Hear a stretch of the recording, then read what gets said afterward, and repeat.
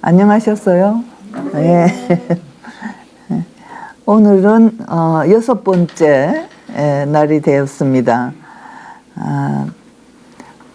오늘은 이제 뜻으로 본 이스라엘 역사인데 역대지, 상하, 그리고 에스라, 느헤미야서를 보도록 하겠습니다. 역대지라 그러는데 사실 저는 역대지보단 역대기가 더 익숙해요. 우리 옛날에는 다 역대기라고 얘기했잖아요.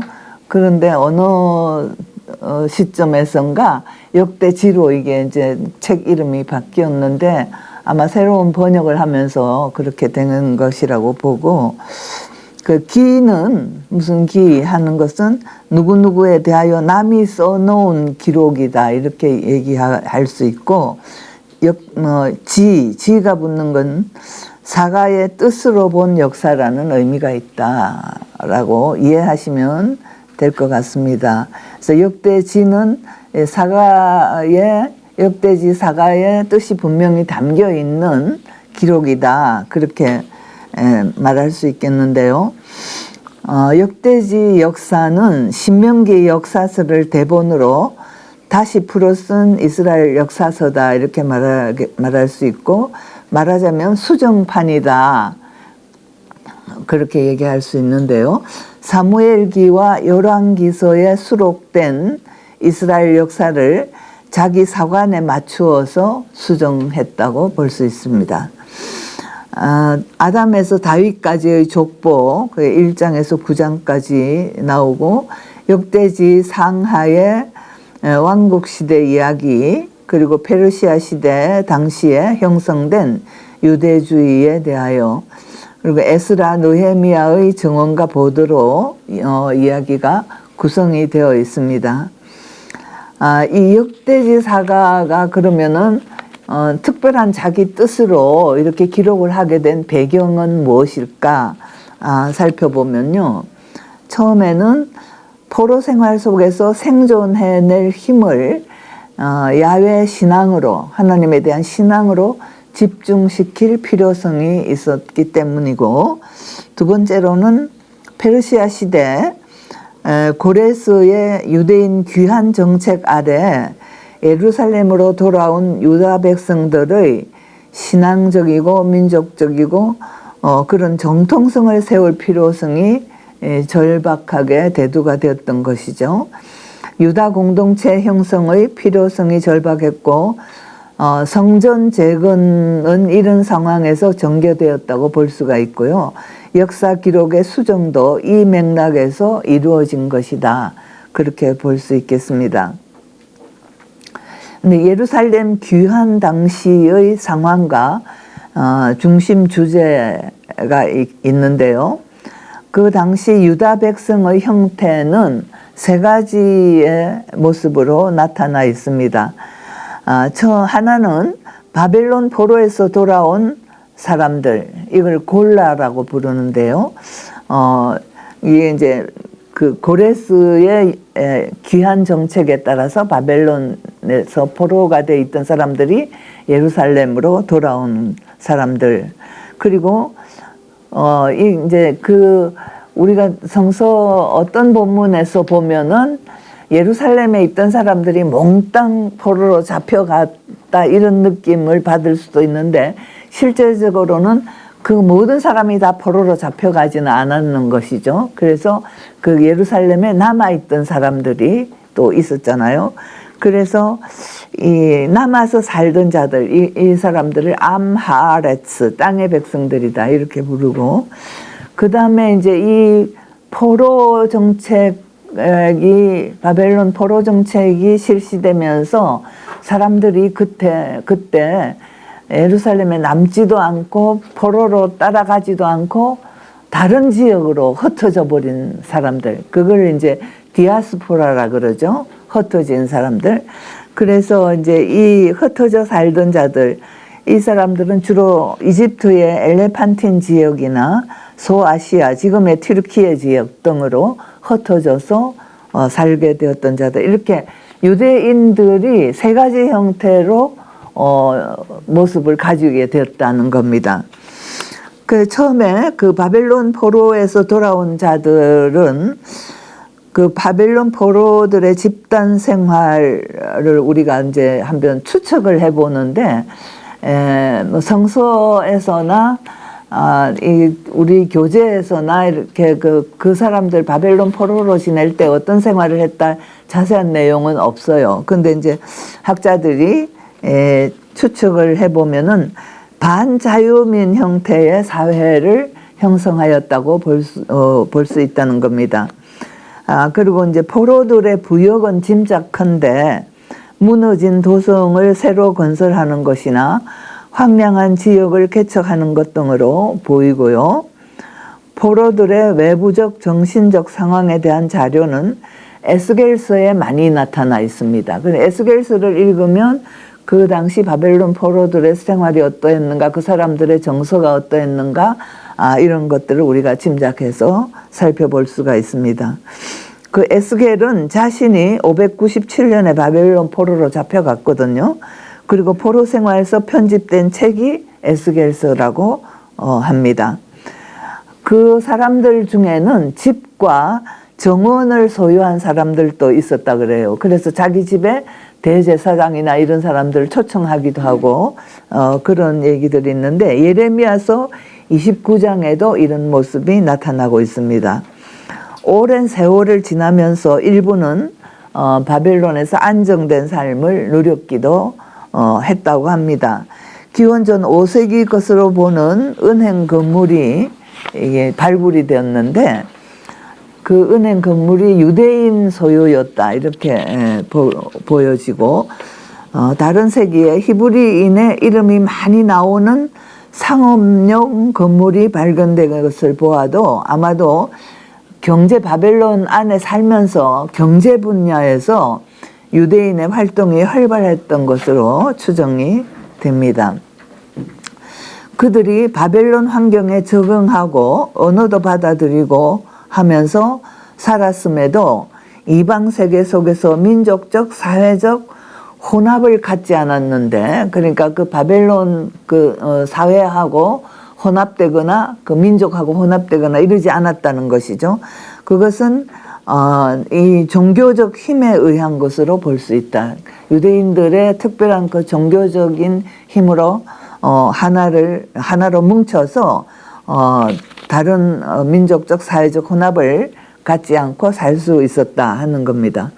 그들은 일반 사회적 진출은 불가능했기 때문에 개인적 생활을 개척했고, 그럼에도 포로 생활은 정신적 종교적 위기를 늘 가지게 하였다는 겁니다. 이것이 이제 그 포로 생활을 했던 사람들의 모습이고, 이 사람들이 이제 귀환해서 예루살렘으로 돌아오게 됐다는 거죠.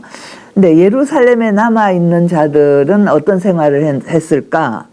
이게 관습적인 성전 제사 의식의 수행이 가능했고, 예레미야 41장 4, 5절에 보면 세겜, 실로, 사마리아에서 예루살렘으로 순례를 했다고도 합니다.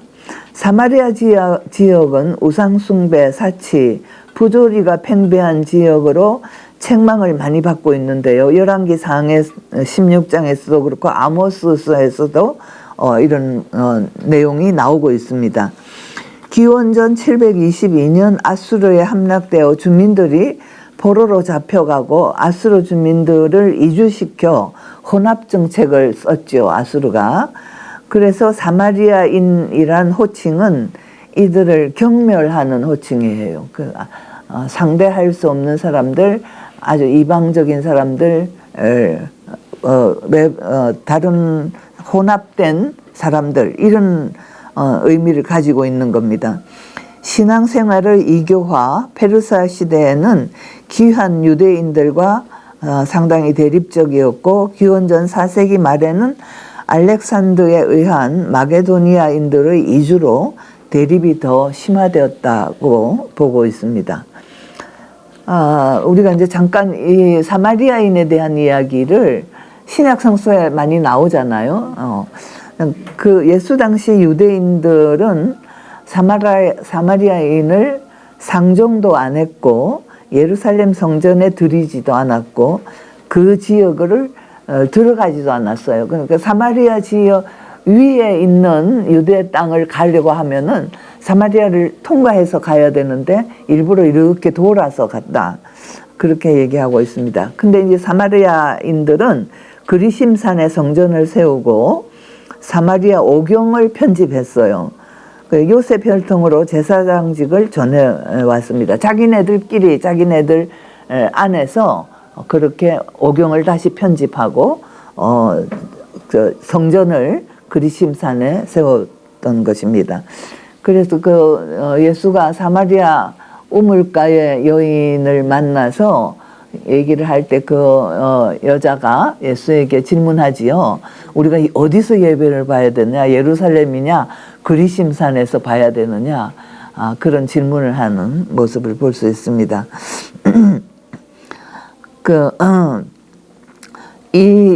사마리아인들은 참된 율법을 지키는 자, 세상 끝날 그리심산에 회복자가 온다는 믿음을 주장하고 있고요. 우리가 선한 사마리아인 비유를 누가복음 10장에 나오지요. 예수께서 선한 사마리아인 비유를 하셨는데, 그리고 사마리아의 전도도 예수께서는 했어요. 그러니까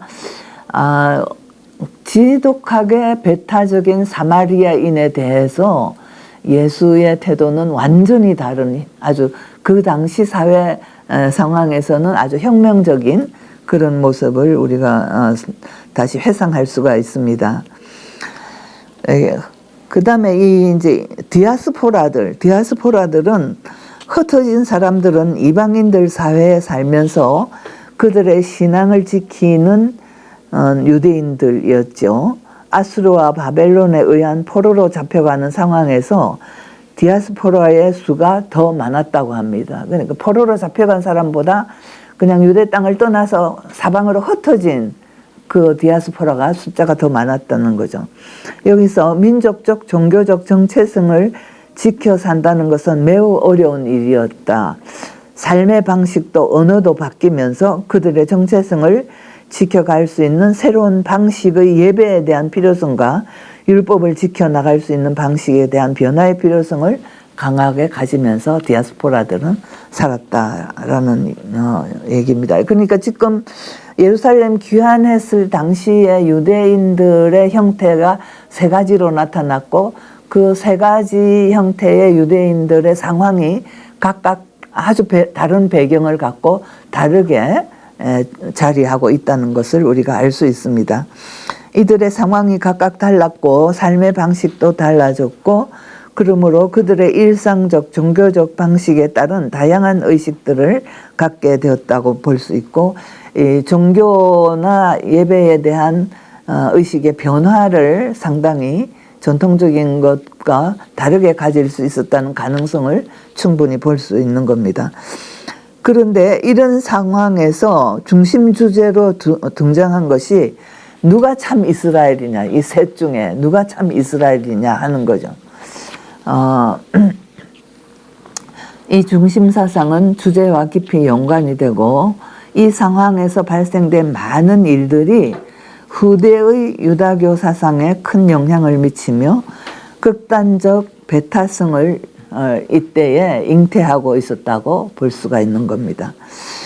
바벨론 포로 시대의 생활과 귀향 이후의 상황을 보면요.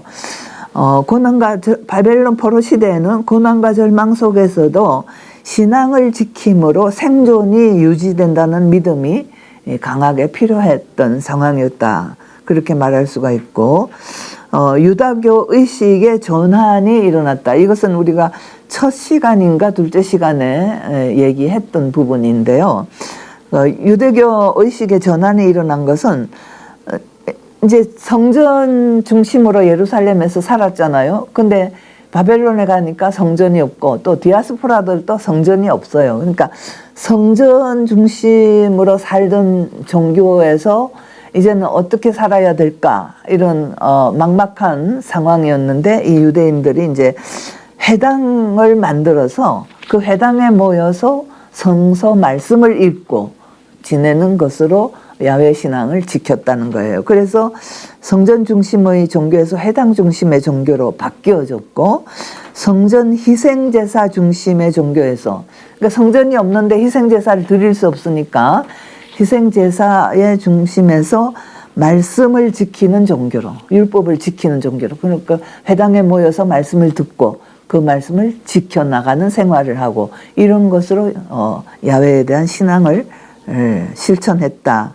그렇게 되니까 이 유대교의 모든 것들이 많은 변화를 갖게 됐고, 이 성전이 있으면 제사장, 희생제사도 드리고 하니까 제사장이 중심이 되잖아요. 모든 그 신앙적인 인도에.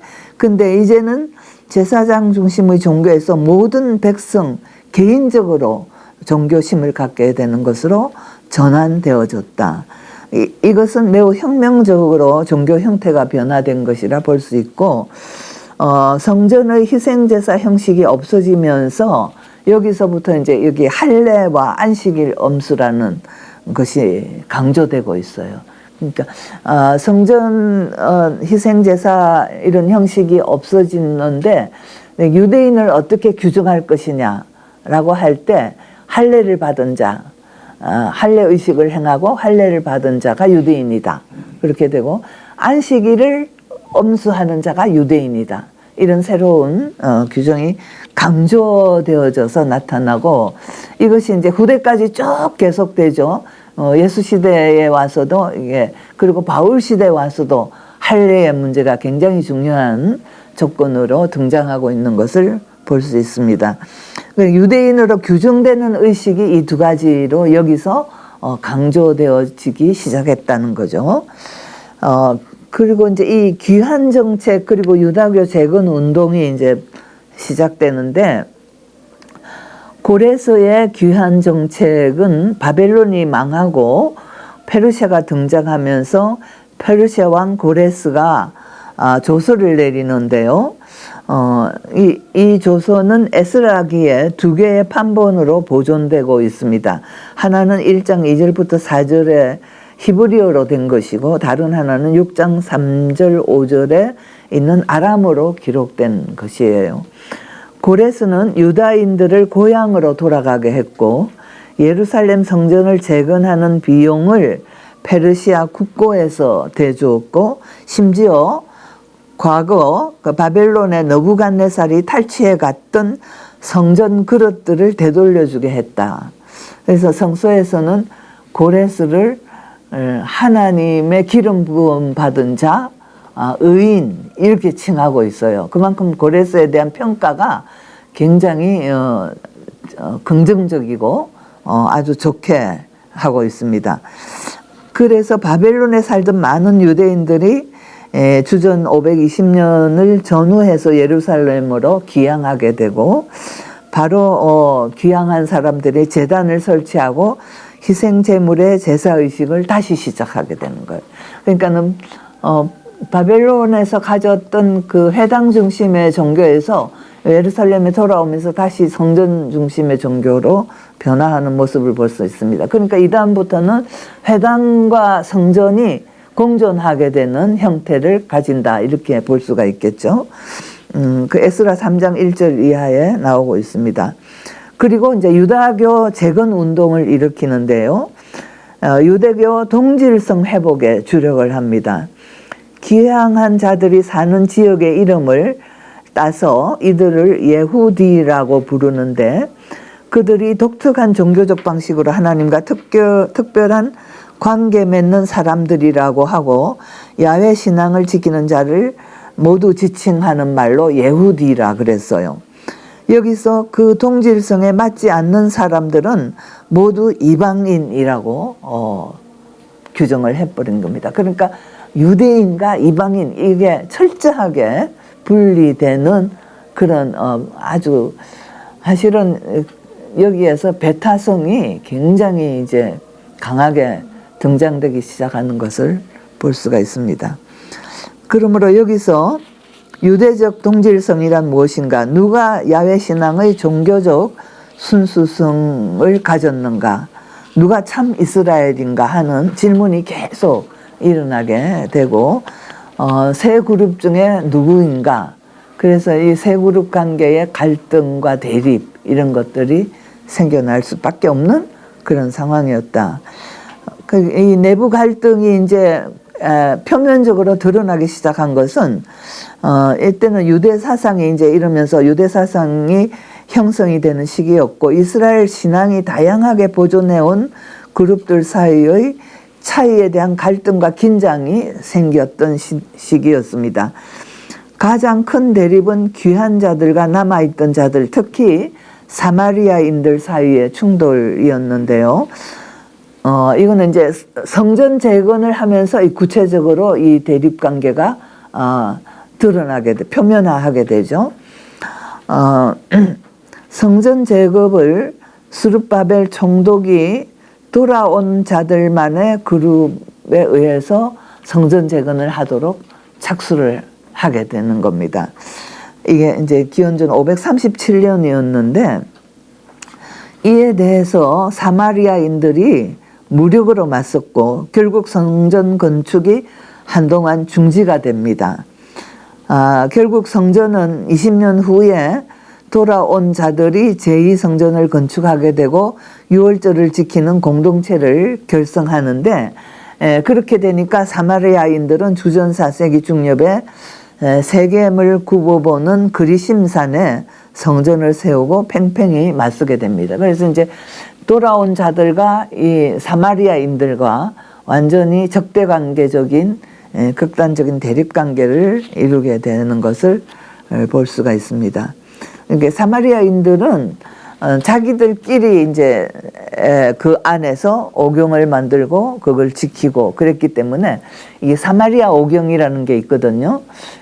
이 사마리아 오경이 훨씬 더 고대의 원본에 가깝다는 말이 있어요. 왜냐하면은 배타적으로 자기들만 안에서 살았기 때문에 다른 것에 영향을 안 받았, 수증, 가감 뭐 이런 게 별로 일어나지 않았다고 보는 겁니다. 그래서 이 사마리아 오경이 훨씬 더 고대 원본의 보존력을 많이 갖고 있다 이렇게 보고 있어요. 아무튼 이렇게 이제 그 민족 간에 서로 대립하고 적대시하고 멸시하고 이런 관계로 이루어진 것이 이제 귀환 이후에 예루살렘으로 귀환한 이후의 상황이 되었다. 그래서 이제 이 보면은 역대지 사가는 어떤 관점을 갖고 그러면은 역대지 상하를 썼고 이 에스라와 느헤미야는 어떤 관점에서 유대 공동체의 개혁 운동을 했는가 이게 이제 오늘의 중심적인 관점인데요. 역대지 사가는 바벨론 포로에서 예루살렘으로 귀환한 유다 백성들을 신앙의 전통 개성자로 내세우고 있는 것입니다. 그러니까 역대지 사가에 의하면은 기록들은 훨씬 더 이 사마리아인이나 이런 것에 대한 배타성이 훨씬 더 강하게 드러난다고 다르게 말할 수 있죠. 사로잡혀 갔던 자들의 모임이 유다 신앙의 표준이 되었어요. 그리고 남아있던 자들이 여기 들어오지 못하는데 그들은 이방사회 종교 문화와 타협하였기 때문이라는 겁니다. 자기들은 바벨론 살면서도 동화되지 않았다. 우리는 순수하게 신앙을 지켰다. 그래서 이제 돌아와서 우리가 참 이스라엘이다. 이렇게 주장하는 거고 남아있던 자들은 오히려 타민족과 혼합하고 혼합 문화를 가졌고 우상 숭배를 하였고 그랬기 때문에 참 이스라엘이 아니다. 라고 하는 거죠. 그래 역대지 사가는 포로 생활의 쓴 경험을 신학적, 정치적, 사회적 규범으로 삼아요. 이 작업은 에스라와 느헤미야에 의해 가능하게 됐다는 겁니다. 이 포로 생활 동안에 가졌던 그 고통과 좌절과 절망 이렇게 가졌던 여러 가지 쓰라린 경험들의 과정을 통해서 참 이스라엘로 순화되었다라고 하는 것이 이 역대지 사가의 관점이고 에스라와 느헤미야의 관점이 되는 겁니다. 그래서 예루살렘 성전을 유다 공동체의 구심점으로 삼고 포로 생활의 고난과 고통도 이겨내고 귀한 후에 모든 어려운 상황에서 살아남는 생존의 힘을 얻는 근거지로 예루살렘 성전을 생각했어요. 그래서 굉장히 이제 성전 중심적인 사상을 다시 회복하게 되는 거죠. 예루살렘은 야훼 하나님 보좌에 발을 두는 곳으로 생각했고, 재건된 성전을 강력 지지하여 거기서 시온의 영광을 회복한다고 생각했던 것입니다. 그러니까 이제 이 돌아온 자들의 이 관점이 이제 예루살렘 성전 중심이 돼가고, 그 다음에 한 가지 중요한 관점이 다윗 왕자의 이상화예요. 그러니까 예루살렘 성전 중심의 종교로 분명하게 강력하게 지지하고 나가면서 또 한편으로는 다윗 왕자의 이상화. 이 역대지사가는 하나님의 백성의 역사를 다윗으로부터 시작하고 있는 겁니다. 그러니까는 이제 그 족보를 하다가도 아브라함부터 다윗으로 가요. 그래서 역사의 모든 중심이 다윗에게로 옮겨지는 겁니다. 다윗과 솔로몬 시대를 회상하며 이 솔로몬 성전 같은 거를 굉장히 웅장하고 화려한 것으로 묘사하고 있어요. 다윗 왕자의 이상화는 신명기 사가와 다르게 다윗을 처음부터 온 이스라엘의 왕으로 소개하고 있습니다. 이게 사무엘서에 보면은 다윗이 왕으로 선택된 게 사울 왕이 먼저 있었잖아요. 역대지사가는 사울을 스킵해 버려요. 그리고 이 다윗을 맨 처음에 왕으로, 처음부터 하나님이 선택한 왕으로, 그리고 다윗이 뭐 골리앗과 싸움하고 또 뭐 목동으로 양을 치러 나갔고 이런 과정들 다 생략해 버리는 겁니다. 그래서 처음부터 선택받은 이스라엘의 목자요 제사장이다, 다윗은. 그래서 다윗을 이상화합니다. 그리고 이제 솔로몬은 사실 신명기 사가에서 보면은 솔로몬이 그 우상 숭배하고 여러 가지 그런 이교적인 정책을 쓴 것에 대해서 비판적이거든요. 근데 역대지사가는 그렇지 않아요. 솔로몬도 주님의 나라 왕자에 앉아 이스라엘을 다스리도록 선택된 지도자다, 이렇게 말하고 있고, 이스라엘을 길이 다스리도록 다윗을 선택하였다, 하나님께서. 그러니까 이스라엘 다윗 왕국의 영원화, 다윗 왕국의 이상화, 이것을 역대지사가는 강력하게 주장하고 있는 겁니다. 솔로몬이 성전 봉헌 기도를 드렸는데 모세를 통한 출애굽 사건의 그 봉헌 기도의 근거가 시작되지 않아요. 사실은 이스라엘 역사는 그전에도 한번 말씀드렸는데 모든 역사의 시작 이야기를 출애굽 사건부터 하고 있거든요. 우리 조상이 이렇게 애굽에서 노예로 있다가 탈출해서 야훼 하나님이 그들을 건지셔서 이렇게 가나안까지 오게 하셨다, 이런 역사적 과정을 이야기하는데, 이 역대지사가는 그의 근거를 안 두고 다윗에게 베푸신 하나님의 영원한 약속에 근거하고 있다는 겁니다. 이게 역대지상과 열왕기상을 비교해 보면 이 내용을 비교해 볼 수 있어요. 그리고 이스라엘은 성전에서 예배하는 공동체다라고 하는 것을 강력히 주장합니다.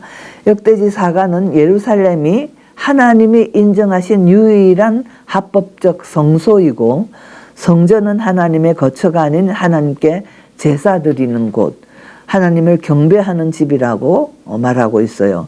역대지 역사서는 이스라엘 역사를 이스라엘은 성전에서 예배하는 공동체라는 눈으로 보고 있습니다. 그러니까 이 역대지 사가의 초점이 이러한 그 예루살렘, 그리고 예루살렘 성전, 그리고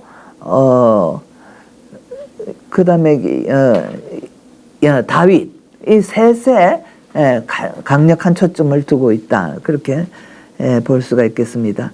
에스라와 느헤미야의 개혁 운동 도 이 관점에서 하고 있다고 보시면 되는데, 예배 공동체 이스라엘이 주전 5세기 유다 땅에서 어떠한 자기 혁신을 이루는가를 이 에스라 느헤미야 이야기에서 볼 수가 있습니다. 고레스의 유대인 귀환 조서는 실록 형태로 기록하고 있고, 돌아온 유대인들이 고향 땅에 오자 곧 하나님께 드릴 제단을 세우고 몇 년 뒤에 성전 재건에 착수를 합니다. 이들은 페르시아 시대에 활동을 하였고, 이들 앞서 학개와 스가랴의 개혁 활동이 있었던 것을 볼 수 있습니다. 이 에스라는 6, 7장 에스라의 예루살렘 여행과 활동에 대해서 보고하고 있는데요. 율법을 토대로 유대를 조사하고 유대와 유프라테스 강 건너편 전 지역의 통치자와 재판관을 임명하기 위한 사전조사 여행이었어요. 에스라 6, 7장에 나오는 에스라의 예루살렘 여행이. 그런데 거기 가서 본 에스라가 본 유대는 많은 유대인들이 이방 여자와 결혼하고 있는 현상이었습니다. 에스라는 그런 혼합은 폐지할 것을 결정하고 있어요. 그 다음에 느헤미야는 에스라의 여행 시점보다 실제로는 한 12, 13년 후에 활동한 것이라고 학자들이 보고 있는데, 성서의 이야기들은 에스라와 느헤미야가 같이 활동한 그런 모습으로 많이 또 이야기되기도 합니다. 느헤미야는 성벽 재건을 위탁받고 실행하고, 그리고 예루살렘을 여러 가지로 조치하는데, 느헤미야가 유대 총독으로 불렸고 유대는 특별한 관구였다고 합니다. 느헤미야 8장에서 10장까지 보면 여기에 또 에스라의 이야기가 느헤미야 안에서 나오고 있어요. 에스라 손에 있는 율법을 이야기하고, 에스라가 공동체 회합에서 율법을 낭독한 이야기를 합니다. 그러니까 에스라가 이제 율법서 맨 처음에 우리가 시작할 때 율법서가 공공한 유대인의 율법서로 등장한 것이 에스라와 느헤미야의 시대였다. 왜냐하면 회중 앞에서 그 율법을 낭독하였기 때문이다. 그런데 느헤미야서에 다시 이 이야기가 한 번 더 반복이 되어서 얘기가 나오고 있고, 율법과 규정을 따라 살겠다는 백성들의 서약이 있고, 성전 봉헌 축제가 끝난 후에 느헤미야가 자기가 실시한 기타 사업들을 독자적으로 보고하고 있습니다. 느헤미야 12장에 느헤미야가 조치한 사업들은 행정 기술 면에서의 자립, 유대인들의 자립, 그리고 성벽 재건을 통한 군사적 안보, 비유대계 여인들과 특히 사마리아 여인들과의 결혼 금지, 이런 것들이 느헤미야가 집중했던 사업들이었다. 그리고 종교적 민족적으로 구별된 새로운 지역을 형성하고 사마리아 족속과의 강렬한 대결을 보이고 있습니다. 에스라의 율법을 낭독한 후 느헤미야의 등장이 12, 13년간 간격을 두고 있다 하는 것은 자료가 별로 없어요. 실제 그거를 확정해 줄 자료는. 근데 이제 학자들에 따라서 이렇게 조금 느헤미야의 활동이 후기적인 것이었다, 이렇게 보고 있습니다. 유대 공동체의 신앙적, 인종적 정체성 확립의 운동이 이제 유대 개혁 운동인데, 에스라와 느헤미야의 개혁 운동인데, 성전이 재건되고 에스라와 느헤미야는 유대 공동체의 신앙적, 인종적 정체성 확보를 위한 개혁 작업을 대대적으로 실행합니다. 모세율법을 공동체의 헌장으로 삼고 이방인 아내와 자녀를 내쫓는 사회개혁을 합니다. 이게 트럼프 생각이 나는 내적 갈등의 해소 방안으로 순수 혈통을 되찾겠다. 그러니까 혈통적 순수성, 이방 문화와 종교로부터 유대인이 오염되지 않아야 한다는 것, 이방인 아내를 내쫓지 않는 한 유대 공동체의 지체로 살아갈 수 없다고 합니다. 그러니까 아주 막 강력한 이게 유대 순수주의, 그 아주 강력한 배타성을 여기서 볼 수가 있어요. 기원전 5세기 예루살렘을 건설한 유다 공동체, 신앙 공동체를 이루고자 노력하였는데 신앙 공동체는 모세의 토라를 지키는 삶이다. 그래서 토라에 대한 순종을 통해 하나님의 통치가 이루어지기를 소망하였고 사회적 시련을 겪으면서 신앙적 희망을 찾아내려 한 그런 시대였다. 그러니까 뒤에 이제 설명이 나오니까 그냥 뒤로 넘어갈게요. 이 역대지 사가의 역사관을 어떻게 볼 것인가, 이걸 이제 질문을 하는데, 우리 왕대일 교수님께서는 주관적 역사의 해석이다, 이렇게 보셨어요. 이거 역사의 왜곡이냐, 무엇이냐 하는 것에 대해서 역대지 사가의 주관적 해석이다, 이렇게 이제 결론을 내리고 계신데요. 그러니까 족장 시대와 출애굽과 시내산 역사와 가나안 정착의 구속사적 역사가 생략되고 있고, 역대지에는. 그리고 역대지 사가의 역사는 아담에서 곧바로 다윗으로 이어지고 있고, 조상은 잠시 언급되지만 다윗의 가계를 밝히기 위한 것임에 불과합니다. 또한 단순히 신명기 역사의 재해석이 아니라 고유한 역사 자료를, 자기의 역대지 사가의 역사 자료를 통해서 남왕국 유다의 정통성을 두드러하려는 목적으로 쓰이고 있어요. 그러면서 이제 야훼의 심판은 새로운 구원의 자리라는 사상을 펼칩니다. 역대지 사가가.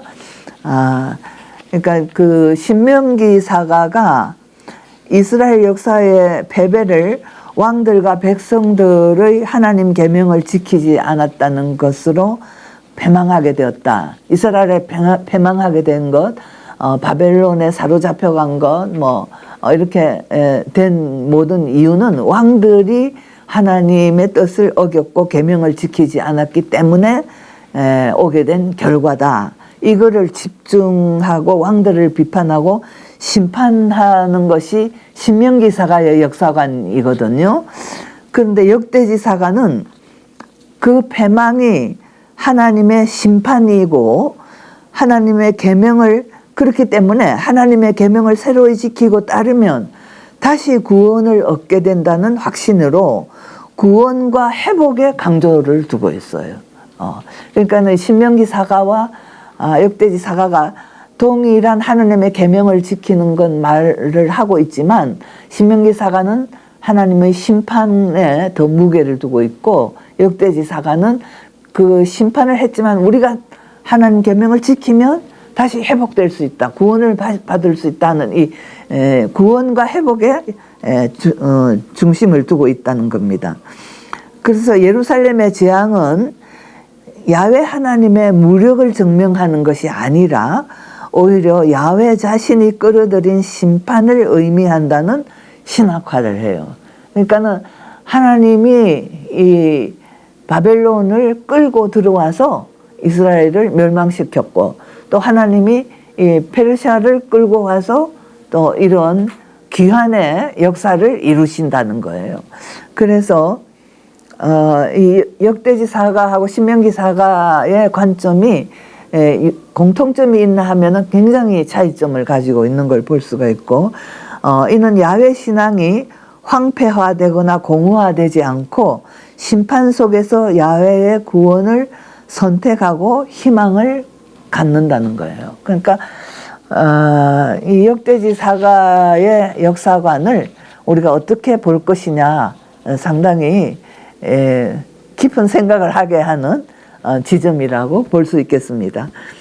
새로운 신앙 형태, 보로민 생활이 심판으로서 그 심판을 통과하여 순수하게 정화되면 새로워진 이스라엘을 대표할 수 있다는 것이 이제 이 귀한 자들을 순수한 혈통으로, 그리고 순수한 이스라엘로 하나님 앞에 설 수 있게 하는 하나의 근거로 말하고 있는 것입니다. 그래서 새로운 예배를 발전시킬 필요성이 제기되고 말씀 중심의 새로운 예배 형태를 개발하게 되었고, 그래서 성지에 매이지 않는 할례와 안식일 엄수 습관이 포로 생활 이후부터 이방인과 이스라엘을 구별하는 표시가 되고 신앙 고백 행위가 되기 시작했고, 앞에서 얘기한 것들 다시 반복하게 되는데요. 그리고 국가와 민족과 영토라는 확실한 보장이 파괴되었기 때문에 종교 생활은 개인화되어졌다. 그리고 에스겔 33장에 보면 개인의 책임과 개인적인 정의의 문제가 나오고 있습니다. 그래서 이제 새로운 신앙 형태를 갖게 됐는데 그 이후에 귀환하게 되면서 이스라엘 역대지 사가의 새로운 집단적 특성이 포로 후기 이스라엘이라는 집단의 특성이 새롭게 형성되는데, 신정론적 관점의 강화, 이게 구원은 인간적인 현존의 시간에 오지 않고 야훼에게서 온다는 신정론적 관점이 강화되고 있고, 인간이 마음대로 할 수 없는 영역에서 오는 역사이다, 이렇게 보는 것이 이제 역대지 사가의 신정론적 관점입니다. 그러므로 국가의 독립 상실이 언젠가는 국가의 이익으로 올 수도 있다. 포로정기 정책이 심판받는 것뿐이라고 얘기를 했는데, 국가의 상실과 국가가 지니고 있는 것의 상실은 야훼가 새로운 구원의 시대가 오도록 페르시아에게 국가적인 것을 넘겨주었다라고 해석하는 거예요, 역대지사가. 그 신정론적으로 해석을 하면서 이 페르시아의 등장이 야훼 하나님이 이 국가를 회복할 수 있는 근거로서 야훼 하나님이 일으킨 역사다라고 하는 관점입니다. 그리고 굉장히 현실 수용적인 태도를 가지고 있는데요. 여기 사실은 이 왕대일 교수님은 이런 점에 대해서는 전혀 언급을 하고 있지 않으셔요. 근데 이제 다른 역사서에 보면은 이런 내용이 나오고 있습니다. 페르시아가 유대인에게 종교 공동체를 승인해주고 심지어 보호까지 하는 한 페르시아인과 대결하여 싸울 근거는 없다는 입장이라는 거죠. 역대지 사가의 입장은. 종말론적 긴장에 일어난 운동들이 모두 국가 권력에 무조건 대항하는 것은 아니라는 입장을 보이고 있습니다. 상당히 현실 수용적으로 페르시아에게 부정적이거나 대항적인 태도를 가질 필요는 없다. 그 역사의 상황에서 페르시아의 모든 정책과 역사적 방향을 긍정적으로 야훼 하나님의 인도하심으로 해석하려고 하는 그런 관점이다. 그리고 이 역대지사가의 관점은 오늘 지금을 중시한다는 거예요. 신명기 사관은 인과응보적 역사 과정을 해석했죠. 과거의 잘못 때문에 지금 패망했다, 이런 해석이었는데, 오늘의 아픔은 어제의 잘못을 저지른 때문이라는 결과를 심판으로 말한 것이 신명기 사가인데, 그런데 역대지사가는 하나님의 율법을 지키는 자는 복을 받고 그렇지 않으면 벌을 받는다는 점에서는 신명기 사가와 동일하지만, 그들은 어제보다는 오늘을 중시한다. 어제 무슨 일을 했든 오늘이 소중하다. 지금 하나님 말씀에 어떻게 부응하고 사는지에 따라 유대 공동체의 건강을 판단할 수 있다는 겁니다. 이스라엘 역사를 다시 쓰면서 오늘을 사는 신앙인의 자세를 규정하고 있는 거예요. 예를 들어 므낫세 유다 왕에 대한 평가를 비교해 보면, 이제 열왕기서에서는 므낫세를 굉장히 악한 왕으로 평가하고 있거든요. 근데 여기서는 므낫세가 회개했다. 그 회개에 관심을 두고 비중을 둔다는 거예요. 신명기 사가는 그의 불신앙이 예루살렘 패망의 원인이라고 묘사하고 있거든요. 그러니까 관점이 굉장히 다르게 나타나고 있다는 겁니다. 생존 가능한 신앙 찾기라고 볼 수 있는데, 포로 후기 유다 공동체의 관심사가 어디에 있는가를 드러내주고 있어요. 악에서 돌아와 하나님께로 향하기, 여기에 제2성전 공동체의 생존 가능성이 있다는 겁니다. 이게 유대인이 살아남기 위해서는 악에서 돌이켜 하나님께로 돌아와야 된다. 그리고 성전 중심으로 공동체를 유지해야 된다. 이것을 강조한다는 것이죠. 하나님의 율법을 유대 공동체의 헌장으로 삼으려는 강한 확신이 있고 하나님 말씀을 유대 공동체의 터전으로 삼습니다.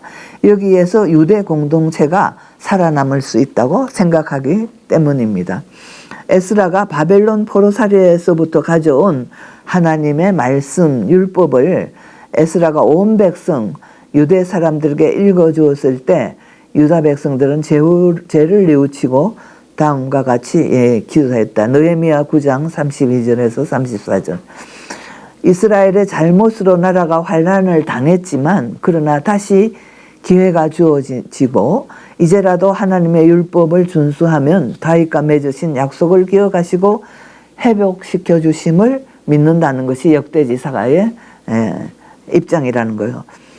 행복한 자는 주의 율법을 주야로 묵상하는 자다라고 하는 시편 1장에 나오는 말씀이 여기에 관련이 되어질 수 있다는 겁니다. 제가 이제 이런 결론을 내려봤는데요. 환난과 역경의 역사 과정에서 유대 공동체가 살아남을 수 있는 길을 신앙적으로 찾아 나가고 있는 역사가가 아닌가, 역대지사가는.